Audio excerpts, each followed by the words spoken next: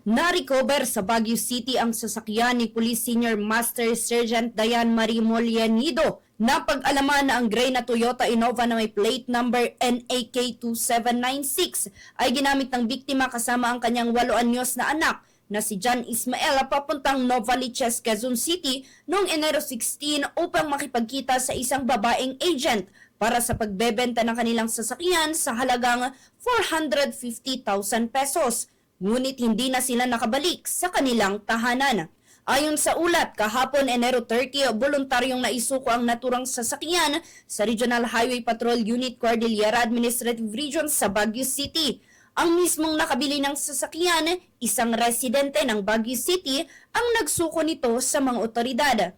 Sa panayam ng bombo radyo sa isa sa mga buyer, nalaman na ang sasakyan ay ibinenta sa kaniyang ninong na isang ahente ng sasakyan. Pagkatapos na ibenta ito sa isang buy and sell garage at binili ng isang residente mula sa Lower Rock Quarry, Baguio City noong Enero 18 sa halagang mahigit 500,000 pesos. Muling naibenta ang sasakyan sa isa pang buyer sa Baguio City sa halagang 580,000 pesos noong Enero 27. Ayon sa pangalawang buyer, malinis ang mga papeles at nakuha pa nilang sasakyan mula Novaliches bago ito dinala sa Baguio City. Tumanggi naman ang mga buyers na magbigay ng karagdagang pahayag, ngunit sinabi nilang wala silang ideya na ang sasakyan ay pagmamay-ari ng isang pulis na pinaslang sa Bulacan.